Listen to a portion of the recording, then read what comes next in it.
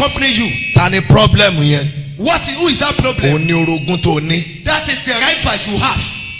Òru yìí. Tonight. Ní orogún ọ̀sán. Is the rival of afternoon. Òun àti àárọ̀ wọ́n ń ṣorogún ni. That night and the morning they are rivals. But ìkan máa ń gba agbára lọ́wọ́ ìkan. But one will hijack power from the other one. Tó bá wu òru nígbà míì ẹ̀gbọ́n wa ní ọ̀sán wa ló di òru. If it pleases night at time, you will just discover that they say morning has turned to night. Ìyẹn túmọ̀ sí pé èmi náà lè ṣe bí òru lọ́sàn. It means I myself can behave like a night in the afternoon. So tí èèyàn bá jẹ́ ògo tàbí ìràwọ̀. If one is a star or glory, kò possible kó mọ́ ní orogún. it is not possible for you not to have a rival. Wà á ní. You must surely have it. Tí èèyàn bá wá múra. And if you get yourself prepared, orogún ènìyàn máa ń pààyàn. the rival of one, those do kill him. Wọ́n máa ń dáyàn dúró. Àwọn bí tá a sọ̀rọ̀ dé nìyẹn o. They will stagnate one. That's what where we stop. Wọ́n máa ń dáyàn dúró. They do stagnate people. Wọ́n máa ń pààyàn. They do kill people. Ayé Olúwa kàn wà lójú kan. The life of such a fellow will be stagnated. Ní tẹ̀síwájú. In continuation. Nígbà ayé alálùmọ́lẹ̀. In the ancient days. Ẹ kú iṣẹ́ Olúwa sà. Nígbà ayé òkè tó yẹ pé ilé kan ṣoṣo ló wà ńbẹ̀. During the time when we only had one building on this mountain. Tó jẹ́ pé ṣọ́ọ̀ṣì ẹyọ kan náà ni. When it was only that. Ọ́fíìsì kan yẹn ibi nìkan ni ọ́fíìsì wa wà láyé ọdún yẹn. We only have one office in that place. Èmi àti ọ̀gá mi láyé ọdún yẹn. Our father in the Lord and his boss then. Láàárọ̀ Tuesday. On Tuesday morning. A fẹ́ ṣe program gbà yẹn ara ò tí tù wá ká mọ gbàdúrà Tuesday morning lábẹ́ ilé. They wanted to hold a program. Abẹ́ igi nísàlẹ̀ yẹn láti máa ń gbàdúrà àárọ̀ Tuesday. The Tuesday morning program they normally hold it under the tree over there. Igbó ni gbogbo bíi. This place was bushy. Àwọn àtọ̀rẹ́ wọn kan wá ń sọ̀rọ̀ nínú ọ́fíìsì ń bẹ̀rẹ̀. Himself and his friend were having conversation in the office. Mo wá kọjá. Our father in the Lord was passing by. Mo wá rẹ́rìn. And he was laughing. But bàbá yẹn mọ̀ mí gan. But that father knew our father in the Lord very well. Wọ́n mọ̀ pé tí n bá ti ń ṣeré. He knew that whenever he's joking. Bóyá tí mò ń rẹ́rìn. That maybe he was laughing. Wọ́n mọ̀ pé mi ì rẹ́rìn. He knew that he wasn't laughing indeed. Mo wá wọlé kí n kàn gbé Bible lórí ọ̀tá bẹ́ẹ̀ kí n gbàbẹ̀ lọ. Father in the Lord just enter for him to take. Mo gbọ́ ọ̀gá máa bọ̀. He said, brother, come in. Kí ló ṣẹlẹ̀? What happened? Mo ní kò sí. I said nothing. Wọ́n ló sì. He said something has happened. Wọ́n ló sì. Something has happened. Kí ló rí? What did you see? Mo ní bàbá. I said, Father. Èèyàn ò lè ríran sí bishop. That one can never ask a prophecy for bishop. Mo ní téèyàn bá ríran sí àwọn ọ̀gá kò dáa. If you have a vision for the boss, your boss is not good. Mo ní à ń kọ́ wa lẹ́kọ̀ọ́ kan Babájídé láyé ọdún gbọ́rọ̀. He said they taught us a lesson in Babájídé in seminary 10. Èèyàn máa ríran sọ́gà ẹ̀. That one will never see vision for a leader. Ayé òde òní ló ti sọ pé orí jò níwájú orírù rẹ̀ àárín rẹ̀ wá kájọba ìkíríbítì. It is only today that you be saying that you see this or that. Wọ́n ní kí ló ṣẹlẹ̀? They say what has actually happened. Àwọn ní ọ̀rẹ́ wọn lórí níwájú mi ọ̀rẹ́ mi ni. They say this is my friend. Mo ní dáàdì. I said daddy. Mo rí wọn nínú cage. That our father in the Lord said he saw him in a cage. Mo ní mo dẹ̀ rí gbogbo ìta ọ̀dẹ̀ ń dán fún wúrà àtoríṣiríṣi mọ́tò àti ilé. Mo ní bọ̀ inú kéèjì náà wà aṣọ wọn wá dàbí aṣọ wèrè. The exterior part of the cage was shining full of a gold but inside it was there. Ṣùgbọ́n kọ́kọ́rọ́ ò sí lọ́wọ́ wọn. But he had no key. Mo ẹnìkan wá wà wájú wọn ó gbé bíbélì dání ó lo ìgò. Someone was before ẹ má bínú ọ̀dádì torí kẹ̀kẹ́ mọ́ rò pé bóyá ìgò ti yín ọ̀ rárá o ẹ fi ìgò yín sójú dáadáa o ó tọ́ ni mo ń sọ o. Mo ní mo rí ẹni yẹn mo ní ó lo ìgò mo ní bọ̀ tó pupa. I said that person was using spectacle but fair in complexion. Okay. Ó dé sir. He said sir. He's my boss. Ó ní ọ̀gá mi ni. Mo ní ọ̀gá yín. It's my boss. Your boss. Mo wá tún fẹ́ máa lọ. Our father and the Lord wanted to be going. Má ì tí ì lọ. I said don't go yet. Ẹ múra sí. Get yourself prepared. Má sọ eléyìí. ṣẹ́rí bẹ́ẹ̀ ṣe tóbi inú mi máa ń dùn bẹ́ẹ̀ títí tí irú yín á fi dàgbà wọn à ní tètè fúnra sí yín ẹsẹ̀ máa tètè fúnra. mo dúpẹ́ lọ́wọ́ Ọlọ́run pé mo tóbi ń tèmi orí mo ṣe tóbi tó báyìí aṣọ 3 ni mo wọ̀ kún bá lè jọ yín lójú dáadáa.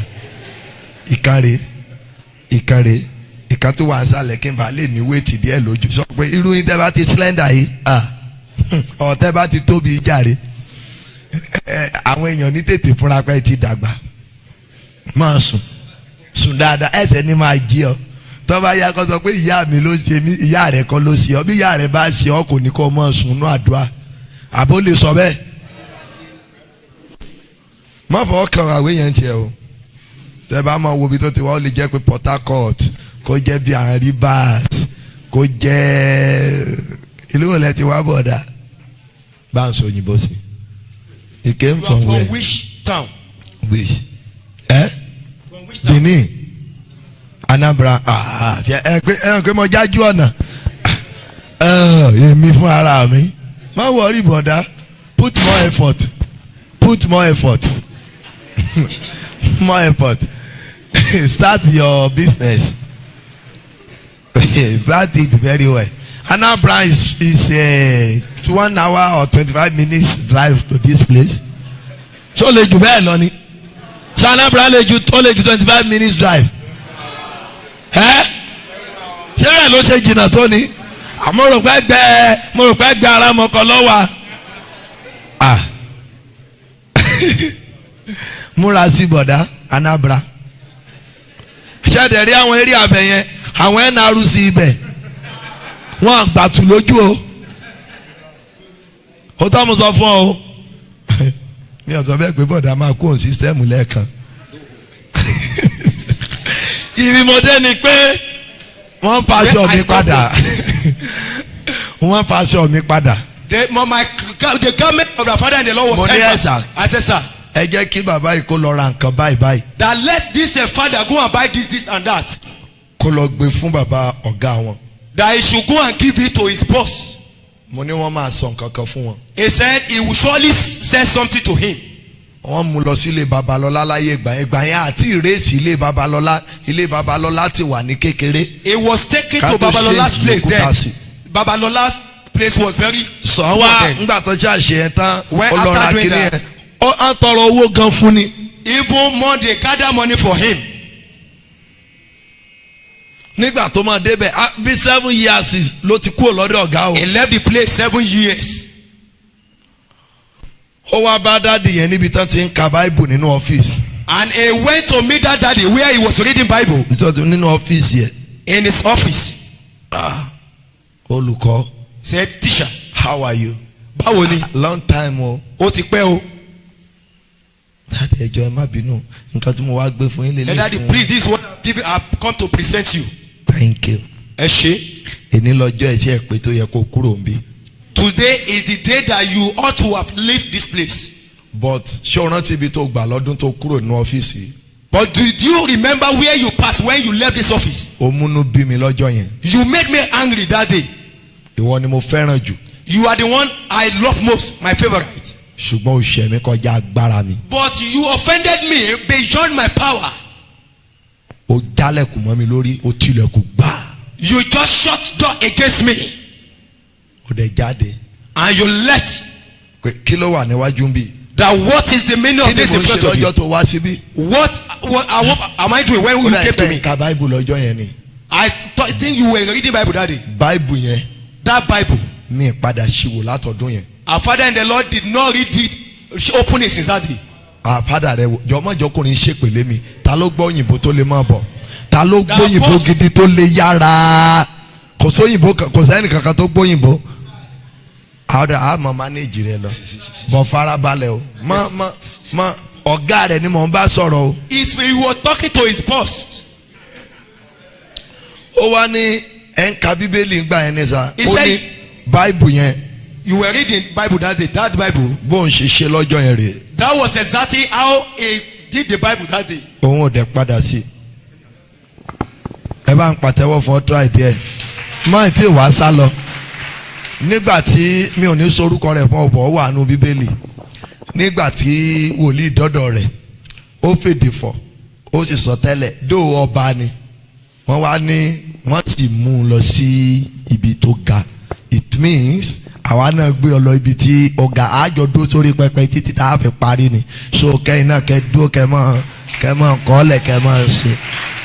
wọ́n ní ọ̀gá rẹ̀ wá ṣe báyìí. And the boss said something. ṣe náà ní kẹ́ gbóhùn sókè ọ̀gá. ní ṣe pé kẹ́ wá mọ̀ sọ̀rọ̀ bí ará ìlú òyìnbó ẹ sọ̀rọ̀ bí ará Èkìtì ṣe gbọ́. ẹ ń ṣe Èkìtì ẹ bí bó ṣe Ìjẹ̀bú ni bó ṣe Iléṣà ọ̀nsàrà Èkìtì kí ni Ìjẹ̀ṣà kéde kí ni Ìjẹ̀ṣà kí lèkìtì ọ̀nsàrà Èkìtì tí àǹkà náà lèkìtì tán náà pé ní alẹ́ gan Iléṣà ń bì.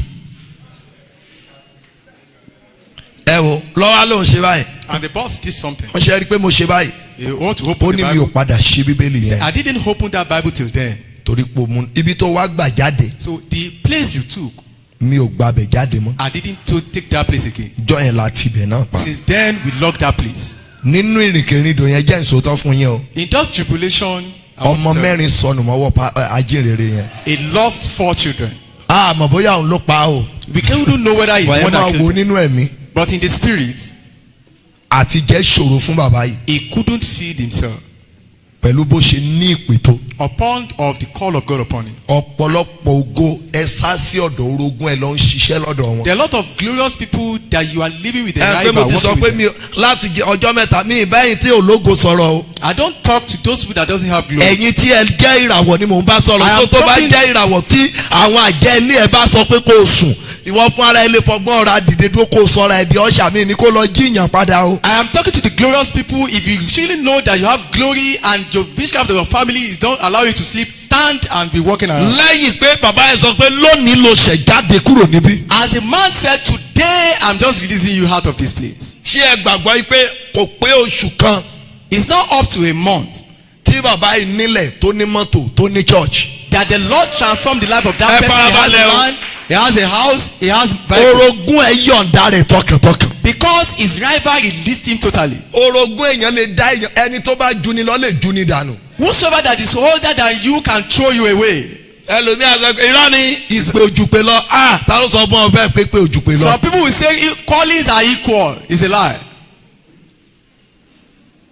irọ́ àjọ ń gbàdúrà ní kírísítẹ́nì mi aládùúgbò ju aládùúgbò lọ. You will be saying we are both Christians praying together. You can pray more than each other, one another.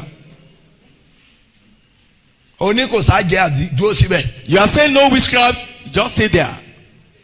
oní kò sí àáfà kò sí babaláwo kò sí wòlíì dúró síbẹ̀. There is no alpha, there is no prophet, there is no herbalist. You are just staying there. wọ́n á pa olúwa ẹ̀. They will, at the end of the day wọ́n á dẹ̀ yí padà wọ́n á fàyè wọn fún Jésù.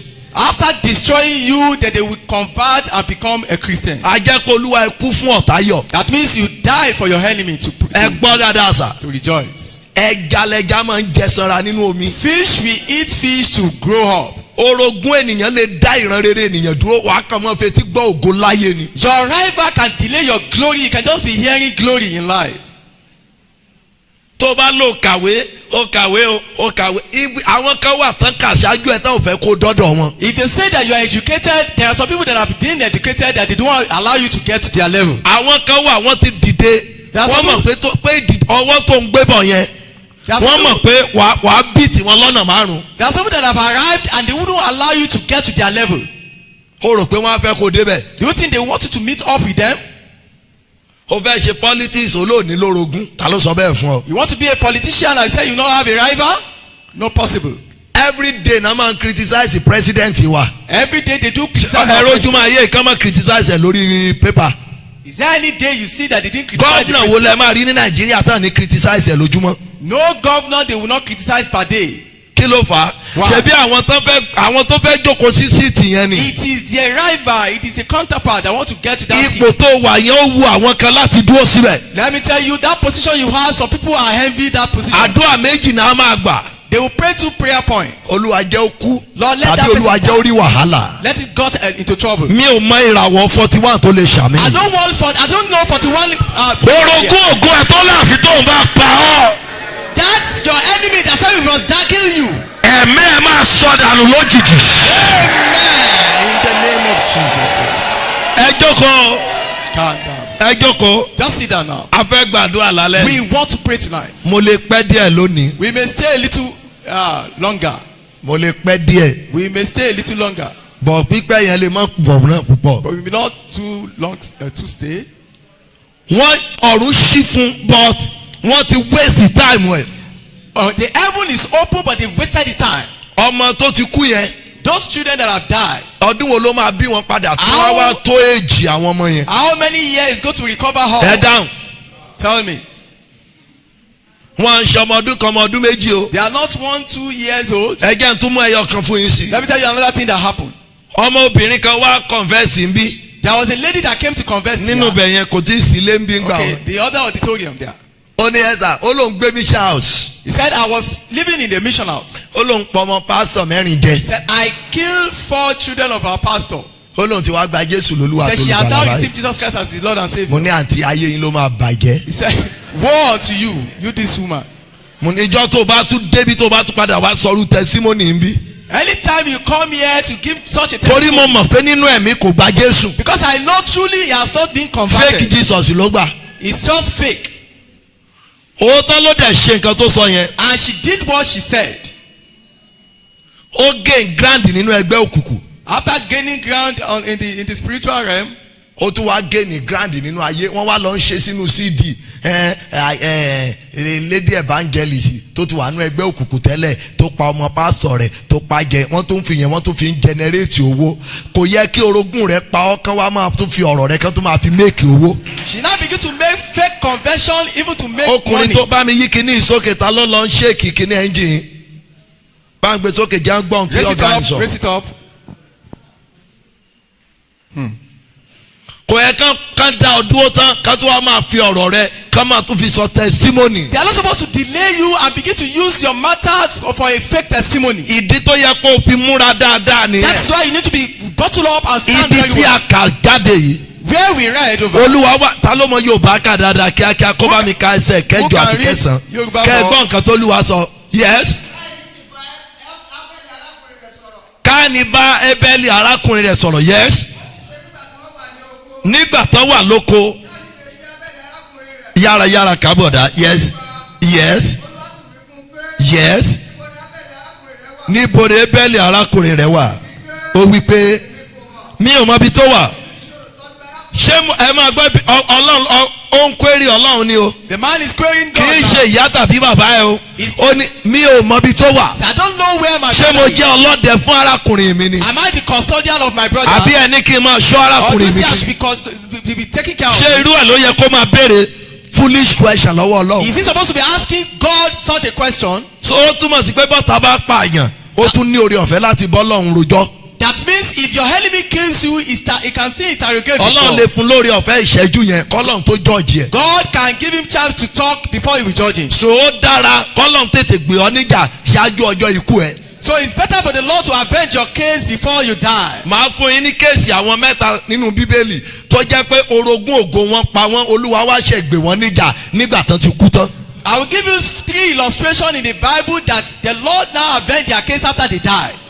Olúwa ṣe ìjà fún wọn nígbà tí ò ní ìtumọ̀ fún àwọn fún ara wọn mọ́. It was after they've gone that God now arise for their case. Ogun ti borí wọn k'Olúwa tó gbé wọn níjà. The battle has overcome them before the Lord will Ó ní èmi ò ń ṣe olùṣọ́ arákùnrin mi. I am not a custodian of my brother. Ẹ bá ń ka díẹ̀ sí bro. Yes. Ó wí pé kí ló Olúwa wá ń sọ pé kí ló ṣe yìí. Yes. Ohùn ẹ̀jẹ̀ arákùnrin rẹ̀ ń pè mí láti inú ilẹ̀. Yes. Nísinsìnyí a ó wá fi ọrẹ lórí ilẹ̀. Ṣe ẹ máa wá wo ìfiré kì í ṣe pé Olúwa pa o. The Lord said he want to call. It's not that the Lord did not kill So you. mo fẹ́ ká ẹ wo Bible yẹn dáadáa ni ọ̀gá farabalẹ̀ ká dáadáa ń bẹ̀ yẹn ó yẹ ká díẹ̀ sí. Check it Yes. very well. Ní ìsinsìnyí. Yes. Yes. Yes. Yes. Ó ti kú tán o. Ìgbà tó ń pa nínú oko Olúwa ò tètè dá lóhùn. That was how Abel died. The Lord no answer to heal before he died. Bẹ́ẹ̀ Olúwa ní ipá láti gbà á. The The Lord has the power to save him then. bóyá ọkùnrin yẹn náà manage ara my brother má ṣe báyìí má ṣe báyìí má ṣe báyìí instead tó yẹ kó kígbe onísàmù wípé ní ọjọ́ tí mo bá kígbe ọ̀tá mi ó pẹ́. Maybe Abel was trying to plead to his brother. He didn't shout. The psalmist said, if I shout, then my enemy will run away. so ó kùnà láti pe olúwa nígbà tó wà láàyè that's why the fact pé ó gbé ìgbé ayé ìwà mímọ́. Abel refused to call upon the Lord when he was alive, despite he was living a right life. so ó túmọ̀ sí pé yẹn lè máa lọ church kó wà bẹ́ẹ̀ láìsí testimony. So it's possible for you to be attending church, be born again, and no testimony. wàá kàn wà ń bẹ̀. Just be there. tó o bá béèrè lọ́wọ́ ọlọ́run. If you don't ask from the Lord, ẹ ka díẹ̀ sí àbí ẹ ti lọ. read further. kí lẹ pé ẹ túbẹ̀ yẹn kà. ìsáǹsá yes. ẹ wo a máa rìn kiri from one country to another. You become a vagabond. káàkiri ayé ìyẹn ni pé yóò máa lọ káàkiri gbogbo àgbáyé. Moving from one place to the tó a other. máa sá kiri ni o máa commit atrocity ń bẹ̀ ni o. We committing atrocity Yes. here and there. káàní wí folúwa pé iṣẹ́ tún rí báyìí àwọn méjèèjì jọ ń negotiate. Can you imagine? ọlọ́run á jẹ́ kí iye wa ṣí sí bíbélì kíkà. Cain and the Lord was negotiating on the olúwa matter. ìyà ẹ̀ṣẹ̀ yìí tí ó ìyà yìí tí mo ṣẹ̀ ó ń bribe ọlọ́run ni o. ẹ̀ṣẹ̀ mi pọ̀ ju nǹkan tó sọ fún mi yìí olúwa. Now what ẹ máa wo ibi tó ń lọ sí o. This judgment is too much on me. ìyà ẹ̀ṣẹ̀ mi pọ̀ ju nǹkan tó fẹ́ ṣe fún mi. This judgment is too much for what I have ó done. mọ̀ pé ọlọ́run ní sùúrù. You will have seen that the Lord is so patient. yes. kíyèsí. kúkú lé mi ọfẹ kọ lọ́hùn pa òun torí pé ó mọ̀ pé ìyà yẹn díẹ̀díẹ̀ ni mo sọ fún yín níjẹta ọlọ́run. He preferred to die than the Lord to be punishing him. tọ́lọ́run bá sọ pé òun fẹ́ pààyàn mo sọ ọlọ́run lọ́ba tó pààyàn jù láyé. If God said he want to kill, he can kill. He's the most killer. tẹ́ bá fẹ́ ẹni tó mọ̀ yàn pa jù If you are díẹ̀. looking for the most murderer, is God. ẹ lọ ka bíbélì. Read your Bible very well. ọlọ́run ni It's God. ó lè pa 1 million nítorí olúwa The lọ. Lord can kill 1 million because Olúni Ọ̀dọ̀fin. ẹ mọ ọlọ́run ni. You don't know this God we are talking ibìkan about. mo ń bọ̀ níbi ẹjọ́ kò díẹ̀ ibìkan wà nù bíbélì ibẹ̀ ló burú jù. There is a place in the Bible is so terrible, ibẹ̀ lẹ́dẹ̀ rò pé ó dáa jù. and you thought it's more favorable. Psalm 136. Psalm 136. wọ́n ní ẹ fi ọpẹ́ fún olúwa nítorí tí ó ṣeun Give thanks to the Lord nítorí because tí he's àánú ẹ̀ good, dúró láéláé for his mercy fóun endureth nìkan tó ń forever. ṣiṣẹ́ ìyanu ńlá For his spirit, fóun for nìkan his- tó dá àwọn ìmọ́lẹ̀ láti jọba kínní kan ìkan láti jọba kínní kan torí tí àánú ẹ̀ dúró láéláé kò tí ì ṣẹ́ṣẹ́ gbogbo For bẹ̀yẹ o his mercy endureth nígbà tó forever. débì kan Got to a place. wọ́n ní ẹni tí ó pa àwọn ọba olókìkí King of famous. wọ́n ní àánú rẹ̀ dúró láéláé Yes, ẹni tí ó his pa mercy. gbogbo àwọn àkọ́bí íjíbítì King wọ́n of ń torí his ṣé àánú là ń pè yẹn sà. Yet his mercy endureth forever. ṣé àánú ni ṣá àánú ni mo gbọ́ àní ọlọ́run gbúdọ̀ tètè jà fún ẹ náà ẹbí àwọn kan ló jà fún yẹn. The Lord must fight for you. He fought for some people. wọ́n lẹ́yìn tó pa àwọn ọba olókìkí wọ́n ní àánú ẹ̀ dúró láéláé wọ́n ní ó fi agbọ́n lé àwọn kan kúrò nínú ìlú wọn fún àwọn ẹlòmíràn wọ́n nítorí àánú ẹ̀ dúró láéláé wọ́n ní ọba ogun ọba abásánì wọ́n. A king, famous king, he did a lot of things for some people, yet his mercy endureth forever. ta ló lè kó èrè ẹ̀. Who can Ẹ quench dáhùn. our God? Nobody. ta ló lè pè lẹ́jọ́. Who can judge him? Nobody. ó lọ Egypt ó pa gbogbo àkọ́bí ń bẹ̀ mo sọ ó pa tán ó rí i pé ẹ̀jẹ̀ yẹn ò tí ì tó pé aláìgbọràn ni wọ́n ní Íjíbítì ó tún wá lọ sára ẹranko ó bẹ̀rẹ̀ sí tún pa gbogbo àkọ́bí nígbà tó ṣe yẹn tán ó tún lọ sínú omi ẹja gbogbo tó jẹ́ first born gbogbo wọn tún kú wọ́n ní àti ẹranko àti èèyàn ó pa gbogbo àkọ́bí. He destroyed all the firstborn in Egypt because he want to just save his own children. torí pé ó fẹ́ gba àwọn ẹni tí ẹ̀ là. Just because he want to save his bọ̀ own. kọ́lọ́run tó dáhùn sí wọn. Before the Lord will kí náà answer. ní olúwa gbọ́ wọ́n ní olúwa gbọ́ gbígbin wọn. The Lord heard their murmuring. gbígbin They are shouting ní alẹ́ yìí tonight. 41 tolúwa máa gbóhùn rẹ̀ látòkè. But when the Lord will answer his prayer, tolúwa dẹ̀ máa jà fún. and the Lord will fight. ìwọ ló máa jẹ́ number 1. Amen. In the name of Jesus Christ. In the name of ṣé ẹ Jesus. rí ọlọ́run báyìí wọ́n ní torí tó ṣe àánú ẹ̀dọ́ láéláé. Because he did this, his mercy endureth forever. wọ́n ló pa àwọn ọba olókìkí He wọ́n ní killed àánú all the ẹ̀dọ́ famous láéláé ó túmọ̀ sí pé tọ́lọ́run bá fẹ́ promote yẹ ó lè dá mẹ́rin dúró níbi iṣẹ́ kí wọ́n dẹ̀ dé number one. If the Lord want to promote you, he can just terminate 4 people because of you. tólúwa bá fẹ́ ṣe bí ọlọ́run. If you want to do as God, ó lè gbà lọ́wọ́ ọlọ́rọ̀ kó fún tálíkà. he can take from the wealthy one to the none to poor one. ẹ ò mọ̀ wípé àpótí ẹ̀rí tó pa ẹnìkan. Can you remember the Ark of Covenant that killed somebody? òun ló wọ bìkan tó sọ ẹnìyẹn dọlọ́rọ̀. And he entered another person and make that person rich. ẹni tó di ọlọ́rọ̀. The person that made rich, wọn ò rò pé kó wà láàyè fún. they did not believe that he can be ṣé alive. ìṣòótọ́ fún yín. Is that not true? dávidi fẹ́ pa á ni. David want to kill Obededom. Obediodomu ara Gáàtì. ẹ ti gbàgbé bọ́n ṣe kọ́ nìyẹn o. That's what is written. ṣe rí ara yẹn dávidi ò fẹ́ gbọ́ sétí. And he came from God. torí òun ló pa Gòláyátì ara Gáàtì. ó ti ń gbé nílùú wa ó sì lówó tálíkà sì tún ní ọ ta ni ikú kan ẹ jẹ́ ká gbé kíní àpótí ká lọ drop ẹ̀ síbẹ̀ kó kúkú dávidi fẹ́ fọgbọ́n pa á. He want to kill Obededom. ṣùgbọ́n nígbà tó lùwà máa wò ó. But when the Lord will see it, àpótí yẹn gbébẹ̀ lóṣù mẹ́ta. the ark spent 3 months there. àpótí yẹn ló lọ ń gbowó wá fún Obediodomu. And the ark is attracting money. ó ní ọrọ̀ débi pé ẹ̀rù bà gbogbo ara Ísírẹ́lì. He was so rich, so wealthy that they were so scared. olúwa fi yẹn hàn pé a ní mo ju gbogbo ẹ̀dá The lọ. Lord proved it to all that. orogún tó ń dààmú ẹ. Every driver that is delaying. olúwa máa fi àjùlọ hàn lónìí. The Lord will prove himself upon him. mo lólúwa máa fi àjùlọ The hàn. Lord will prove himself. olúwa máa fi àjùlọ The hàn. Lord will show his ẹ supremacy. jókòó Sit ṣe rí down. báyìí. Sit down. ó pé èmi sẹ́ẹ̀ lolúwa. I am the kò Lord. sóhun tí mi ò lè ṣe. Nothing I cannot do. olúwa sọ pé ok ibẹ̀ yẹn àpò David wá sọ pé Oh, this is àpótí tó dowó yìí. that ark that become. màá wá wealthy. kọ́ ilé fún láàfin. I'm going to build a house, a mansion for you, á wá sọ́dọ̀ mi. and it will come to me. iṣẹ́ ìkápò ti dowó. Instead of that ark to bring money again, ìdájọ́ ló tún wá sórí then begin to Dáfídì. bring a wrath, a judgment.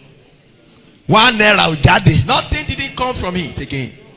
wọ́n dẹ̀ gbé kúrò ńbẹ̀. And they brought that ark. owó ò tán nílé Obediodomu mọ́. Obededom was still rich. àpótí náà gbé kúrò ńbẹ̀ ọlọ́run ò kú ńbẹ̀. They brought out ark, but God did not leave the place. lẹ́yìn àdúrà rẹ̀ òru yìí. After your prayer tonight, inú ìbùkún ló á lọ sí. you are entered to the blessing of the Lord. Amen. mo ní inú ìbùkún ló máa lọ sí. You are entered to the blessing of the Lord. inú ìrànlọ́wọ́ ló máa lọ sí. Entered to the help from the inú Lord. ojú rere ló máa lọ sí. Entered to the favor of the inú Lord. ìgbéga ló máa lọ sí. Entered to the lifting ẹ of the Lord. jókòó ṣe rí báyìí. Have your seat now. orogún ògo.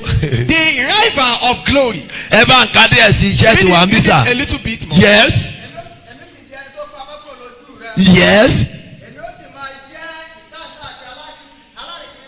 yes. yes. ẹ má wo bó ṣe ń kóòdì ọlọ́run o. Can you see how he's trying to quote tí bá God? ti da lárìnkiri yẹn tí mò ń sá kiri tí mo commit atrocity wọ́n á fẹ́ lù mí pa. I'm running around. yes ẹ wá gbọ́n tó Olúwa wí. Continue.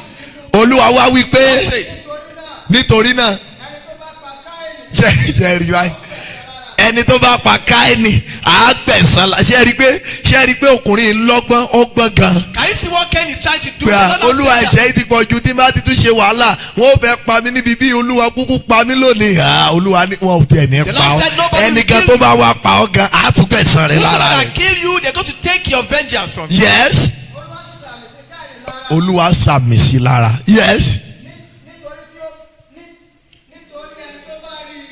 yes.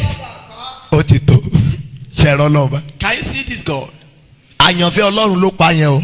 He killed a favorite of God. Olúwa wá fàmì sí lára ẹ mọ̀ pa. They don't put a mark that but don't ẹ kill jẹ́ him. kó jìyà ẹ̀ṣẹ̀ rẹ̀. Let him be punished. but kò sí nínú ìwé àkọsílẹ̀ pé Káínì ò lọ́lá. It was not written in the history that Cain was not rich. kò sí mbẹ̀. It was not written there. ó ń káàkiri. He was a vagabond, ó ń rìn kiri. walking here and ó ń there. rìn kiri. He was moving around ó dẹ̀ ń dá wàhálà lẹ̀. and he was causing ẹ rí i pé trouble. wàhálà ò tán lágbàáyé lónìí. That is why troubles cannot stop in this earth. ẹ rí i pé ìpànìyàn kò lófin púpọ̀ ní Nàìjíríà. Killings kì í ṣe and ló thoughts. Nàìjíríà nìkan káàkiri It's gbogbo not in àgbáyé. Nigeria alone, all over the world. You can just do what you want, what you like. orogún nìyẹn o. That is a rival. ó pa á tán ó tún lè máa bọ́ Ọlọ́run sọ̀rọ̀ Ọlọ́run ò dẹ̀ bẹ́ orí ẹ̀ lójijì. After killing, he's still negotiating with God. so má jẹ́ kí orogún dá ọ dúró tán kó tó lọ máa negotiate pẹ̀lú Ọlọ́run. Don't allow your enemy to kill you before you now begin to negotiate with God. wọ́n ti dá ayé ọ̀pọ̀lọpọ̀ wọ́n ti dá dúró. They have stagnated some people's wọ́n ti life. dá iṣẹ́ lòmíràn wọ́n ti dá dúró. They have stagnated many people's wọ́n work ti here. dá ìpè mìíràn wọ́n ti dá dúró. They have stagnated many callings here. mo ṣe é rí sà tí bá ti lọ wàásù sí àwọn tó bá fẹ́ graduate ní iṣẹ́ olúwa. If I go to preach to the graduates in the mo máa ń sọ fún ọ pé ẹ jọ̀ọ́ ẹ gbàdúrà sà. I tell them to pray very well. ẹlòmíì yìí ti ní mọ́tò mẹ́rin. Many of you have 4 cars gbogbo ẹ bàjẹ́. and all is destroyed. ibi tẹ wá dé wọn ní olúwa ló pè yín. And they were telling you that it's because of the calling. ní gbogbo nǹkan ṣe dàrú. That is why all those things are happening. wọ́n ní àfi tẹ bá yọ̀ǹda So ayé until yín. you surrender all for the work of kẹ́ God, bẹ̀rẹ̀ iṣẹ́ then olúwa. you start the work of God. mo ní ẹ wá gbaṣẹ́ olúwa. You have now arrived to take the work. ọdún mẹ́wàá 10 years, 15 years 15 after, orí bákan náà ni. and you are still the same mo level. ní ẹjọ́ ta ló wá tí ń fogun jà yẹn. Then who is not giving you that problem again? sọlọ́run náà tún ni. Is it still God? ọlọ́run kọ́ mọ́. It's not God then. ogun ni òṣẹ́. It is that your battle that has not been won. ogun ni òṣẹ́. The battle has not been won. ó jìyà nígbà tó ti mọ̀ lọ́hùn wọ́n ní olúwa lọ́fà You have pé suffered torí when you bẹ́ẹ̀ ò don't gba know ìpè olúwa. that is because of the calling. jóòbù tólúwa gba nǹkan ẹ̀ Job that the Lord has suffered is ìlọ́po méjì lolúwa ló dá padà fún the jóòbù. Lord, restore him double fold. ìlọ́po méjì. Double fold. orogún ògo tó ń bọ ọjà láti bẹ̀rẹ̀ pẹ̀pẹ̀ òun náà ló dúró tó ní kò ní sọ́nà It àbáyọ. is the same enemy that is fighting you from the beginning. ní alẹ́ yìí Tonight, God. orogún nílé bàbá nílé ìyá ẹ̀ Wherever in your father's and your mother's níbi house, iṣẹ́ rẹ in your working place, ẹ̀mí rẹ máa sọnù you will lójijì. destroy by fire. In the name of Jesus, mo lẹ́mí ẹ̀ máa sọnù lójijì. you will be destroyed. ẹ jókòó Sit down. sẹ́ẹ̀rì mi ìbá Sit down. mo sọ fún ọ o lè tẹ́ bẹ́ẹ̀ díẹ̀ dáadáa lálẹ́ yìí o. If you like, you can just lay your bed over there. òótọ́ ni mo sọ fún ọ yìí o Just lè sleep. tẹ́ bẹ́ẹ̀ díẹ̀ You dáadáa. can sleep. Like last month bí oṣù kan náà ní about báyìí. a month passed.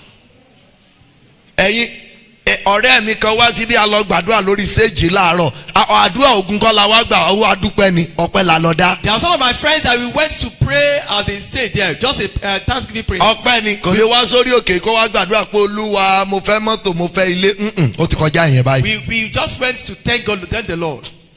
ní ayé ìgbà kan lókè yìí In those days here, ọ̀gá nọ́mbà 3 sí èèyàn mẹ́ta ló wà láàrin àwọn méjèèjì. the third person to ok him, ọ̀gá yìí lọ̀gá báyìí èmi ẹnìkan wà kó tó kan èmi. he is in third place, so fourth place. ẹni yẹn but èmi ni mo ní ọgbọ́n kan tó gbé ilé iṣẹ́ yẹn ró. But he is the person that has the knowledge that is, controlling. wọ́n wá wo ọ̀gá yẹn ó ti rí díẹ̀.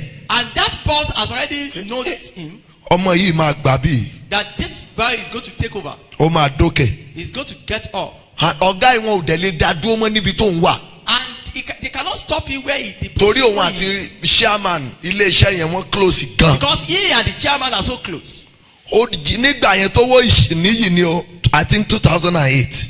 About 2008. Yeah, about. ó jí 250 million lórí orúkọ bọ̀dá yìí. He stole 250 million naira in the name of that person. 250 About 250 million. God. wọ́n wá ní kí ọlọ́pàá máa ṣọ́ kiri. They now said the policemen should be looking around for him. mo wá ní ọ̀gá He said, ṣé lóòótọ́ lẹ jí 250 million. is it true that you stole that huge amount of money? ó ní ẹ̀sà He said, mi ì jí owó yìí. I didn't steal the money. èmi àtẹ̀yìn ti ń bọ̀ láti iye ọdún He báyìí. said, we have been coming together all tí this while. tọwọ́ mi bá tẹrú iye owó yìí. If I got such an amount, ara yín ni màá ti kọ́kọ́ máa panẹ́bìtì yín. I will also, give you some cash. tẹ́ bá fẹ́ wá ikọ̀ ẹ máa ń ṣẹ́wọ́ sí mọ́tò lójú títì ní mi nígbà yẹn. You know, I've been seeing that you always take máa commercial vehicle. tí mi when bá you tẹ̀ come to fún yín ní Lagos. ìdá mẹ́wàá màá fún yín ní ká tún pín ìdá mẹ́wàá yẹn ká pín sí méjì màá yọ̀ kan fún If yín I bẹ́ẹ̀. don't give you 10th, I will give you 10th of 10th. màá fún yín ní 20%. I will give you 20%. àbí sí 20% náà kan ló bá yẹ. 5%. 5% pé màá fún yín kan náà. I will give you something. n ò rí sẹ́ Said no. mo ló dá ń gbà yẹn o. Say okay. èpè là ó ṣẹ́ o. We have to rain course. bó ṣe ṣe hà yẹn náà ló ṣe hà. Say lọ ka bíbélì dáadáa èpè lọ́pọ̀ jù ẹ mọ̀ sọ fún yín jẹta. I told you 2 days àbí ago. bẹ́ẹ̀ kọ́ èpè lọ́pọ̀ jù There nù are a lot of bíbélì. curses in the Bible. Lot of curses. àdúrà kan ṣoṣo lọ́wọ́ àánú báyìí. It's only one prayer section. bàbá wa tí ń bẹ ní It's our ọ̀run, Father who is in kí heaven. a bọ̀wọ̀ fún orúkọ Honor rẹ, be to your name. kí ìjọba rẹ Let dé, thy kingdom come. ìfẹ́ tiẹ̀ ní ká ṣe ní That ayé your will is bí done wọ́n ti ń in ṣe ní heaven as ọ̀run. it's done in heaven. Òun làdúrà kan ṣoṣo tó That wà is bẹ́ẹ̀. only prayer Bọ̀ section lọ in the sínú Bible. àwọn ìwé sáàmù, Olúwa gbógun ti àwọn tí ń go gbógun to ti the ni. psalmist. Ṣé àdúrà nìyẹn? Jẹ́ kí ọmọ rẹ̀ kó da lárìn kiri, àdúrà nìyẹn. Let his Kí children ẹnikẹ́ni die. kó má ṣe ṣàánú fún, Let àdúrà nobody help nìyẹn. him. Is that a prayer? But nígbò bá ti sọ tán But after saying tó it, bá fi rí bẹ́ẹ̀ when it has Ó happened, di àdúrà. then it became a prayer. gbogbo ohun tó máa sọ níbí lálẹ́ yìí, Whatever you will say tonight, ó máa di àdúrà fún ọ. become a prayer. Become a prayer. Mo ló máa di àdúrà fún ọ. Become a prayer for you. Mo ló máa di àdúrà. Become a prayer for you. Ẹjọ́ kan Sit down. eléyìí tí ó ń ṣe ìpè ń bẹ̀ ló jẹ́ Bó o ṣe bá Ọlọ́run rìn, The only one that is not a cause there is how you can work with bó ẹ God. ṣe bẹ̀rù Ọlọ́run. How you can fear God. Kì í ṣe inú bẹ̀ yẹn nìkan o. Not in that particular alone. Tẹ́ bá tún lọ sínú ṣé Deuteronomy ni, Go to- Deuteronomy 28 àbí If you go 20 to kí ló wà Deuteronomy bẹ́ẹ̀. again, ẹ́ you will see causes there. ẹ́ 28. Sá mo fẹ́ mọ àwọn scholar ni o. Báàsì mélòó ló wà ní gbogbo báàsì yẹn lè ṣí bẹ̀. Mi à ní ká o. How many verses? báàsì ló wà bẹ́ẹ̀? 68. 68. How many Prayer. how Verse. many verse náà fi gbàdúrà náà fi bá èèyàn sọ̀rọ̀ tàbí ẹ wá yọ 14 kúrò nínú èlò 68. nínú 68 èlò ló máa kù èpè ní 54 tó kù. The causes there is more than the prayers. ẹ lọ kà á Read it. tó very bá well. ka débi kankan wà á rí pé wàá fẹ́ pa bíbélì dé torí ó ń dàrẹ́ẹ̀tì rẹ̀ bí ìgbà tó jẹ́ pé olúwa rẹ̀ kankan. Malachi also. tí a tún lọ ní ìwé Málákì náà ká ẹ tó lọ la lọ ṣiṣẹ́ yìí náà sínú ìwé Málákì náà. If you get to Malachi, you still see causes. tẹ tún lọ bá tẹ tún débẹ̀ náà tẹ tún bẹ̀rẹ̀ sí í kà You see a ẹ lot tún of mọ̀ pé èpè lọ́tún wà A bẹ́ẹ̀ lot of causes are there. lórí iṣẹ́ ara rẹ̀ tó o ṣe Because ẹ mú of ìdámẹ́wàá your wá own work. ẹ ti jà mí ìwọ ló ṣiṣẹ́ o You are the one ẹ ti that jà work. mí lólè ẹ ti ṣe gbá ẹ ti ṣàwo wàá rí i pé èpè lọ́tún wà bẹ́ẹ̀. Because you don't pay tithes. these bọ̀ causes- nígbà wọ́n bá ti gbọ́ràn wàá rí i pé èpè yẹn á di àdúrà. If you obey, then your causes will turn to prayers. so èèyàn gbúdọ̀ mọ Ọlọ́run gan o. You must know God very well. nígbà tá a ṣẹ́ ìpè yẹn gan After cursing, tá a ṣẹ́ gan a long curse enough. àwọn áńgẹ́lì kan wá wà lókè wọ́n wá gbé àdúrà yẹn lókè. And some angels on this Wọ́n wá mountain fún now wa ní reply reply prayer. padà. And they give us reply. wọ́n ti kọ ìwé sack letter ọ̀gá yìí inú kọ̀ǹpútà ni. They've already printed. They have wọ́n máa ń already typed. send ẹ̀ gbogbo lẹ́tà wọn orí kan íńtánẹ́ẹ̀tì ló máa The bá sack wọ letter ìpínlẹ̀ wọn. is on. ṣe rí kíní tán fi kọ́ láì àrà òsán lọ́sàn gangan iná wọbẹ̀ wà. In the Wọ́n- afternoon- títí dèní wọ́n wá lẹ́tà tán kọ wọ́n wá tì lórí sísítẹ́ẹ̀mù wọ́n wá tì lórí sátáláìtì wọn. They couldn't see the letter. ọ̀rá mọ́bẹ̀ lẹ́yìn rírà promotion ní double promotion ní telecommunication yẹn òun lẹ́ni àkọ́kọ́ tó kọ́kọ́ gba double promotion njọ́ yẹn ó ní ẹ̀sà ọ̀gá mi wà lókè but owó mi ju tiẹ̀ lọ torí pé ṣí àmì gan ó wà níwájú rẹ̀ but ó kàn ń dorúkọ lásán orogún ògo rẹ̀. That driver of your enemy. lẹ́yìn àdúrà òru yìí Prayer tonight. yóò máa jorúkọ lásán láì rógo. Just be mentioning name. A figurehead. Become a figurehead. ṣé ẹ mọ̀ pé ẹ gbúdọ̀ tètè múra sà. That means you need to prepare yourself very well. kó o pa wọ́n kan tó pa ọ́. You need to kill them before they kill you. dá wọn dúró kan tó dá ọ dúró. You must stop them before they delay you. tó o bá pa wọ́n kan tó pa ọ́. If you don't destroy them before wọ́n they máa yọ kill you, ayọ̀ ìṣẹ́gun lórí ẹni. they will just be enjoying over you. àwọn sórí nǹkan kan wà nínú ayé yín ò dádì mọ́ mi. àǹtí o ní ògo ṣùgbọ́n agbára kan ló dá ògo yẹn dúró. There is a glory in your life, that a power is delaying that glory. mọ́mì àwọn ọmọ tó bí ọmọ gidi ni wọ́n. All your children are so fortunate children. ṣùgbọ́n àwọn ìkà But the wicked ones, ajẹ́kọ́mọ ó bímọ má jẹ́kọ́mọ ó jèrè ọmọ. they want to have children, but they will not want you to be àwọn ló from fẹ́ them. pa kádàrá ọmọ yẹn dà. They want to change the destiny of so those children. ẹ̀yin ló yẹ kẹ́ ẹ tètè bólúwa You sọ̀rọ̀ have to stand and fight for it kó tó pẹ́ jù. before it is too mo sọ tẹ́lẹ̀ lóru yìí. prophesy. ẹni tó dúró gẹ́gẹ́ bí orogún ògùn ẹ̀ Against your life, ẹ̀mí ẹni yẹn máa sọnù lójijì. fight destroy in the name of Jesus. àwọn kan dúró wọ́n bọ̀ sorogún sà. People are standing as a rival. mo sọ tẹ́lẹ̀ bí wòlíì. I prophesy as a kó tó pé 21 days. before 21 days. ìbínú gbígbóná látòkè wá. Out of the Lord from above. ó máa ru sí wọn lójijì. All of them. ẹjọ́ kan God. ẹjọ́ kan Sit down now. ṣé ẹ mọ̀ pé kò easy. Now listen, it's not so easy. It's not easy at all. Kò easy o. It's not easy. Àwọn kan dúró tì yín wọn ẹ mọ̀ pé babaláwo orogún pásọ̀ ni pásọ̀ náà orogún babaláwo ni. There are some people standing against you. Herbalist is an enemy to pastor, and pastor is an enemy to Wọlé herbalist. Ẹ̀sìkáyà wọ́n ní àwọn mùsùlùmí ìlú wọn ìlú bìkan wọ́n ní wọ́n pè wọ́n ní lẹ́jọ́ àwọn àfa wọ́n pè wọ́n lẹ́jọ́ pé òun ní wa lára ń bì. Prophet Ezekiel said that there are some Muslim caucus. They were now judging him that you are disturbing us. òun ní wa lára. You are hindering us here. òun ní wa lára. You are hindering wọ́n us here. ní ìpè rẹ̀ wọ́n ní lára. They are disturbing his calling. orogún. Rivals. ẹni tó ń bọ̀ ṣorogún. Whosoever that is rivalry with you. tó wá ń ní ọ lára tògótògó. And it is disturbing you with your bóyá ìyá tàbí bàbá upon your family. ẹ̀mí ẹni yẹn máa sọnù lójijì. Destroy by fire in the name of Jesus. Ẹ jókòó. Sit down. Ó lè jẹ́ ọ́fíìsì ẹ. It might be in your office.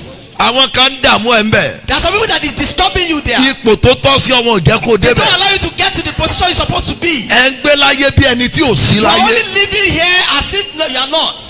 Orogún ògo. It is a rival of glory. A fẹ́ bẹ Ọlọ́run lóru yìí. We want to plead to the Lord tonight. Tó bá ná lómi jẹ́ kólúwa dá ọ lóhùn ó dára o. If you're going to cry upon this, you can cry.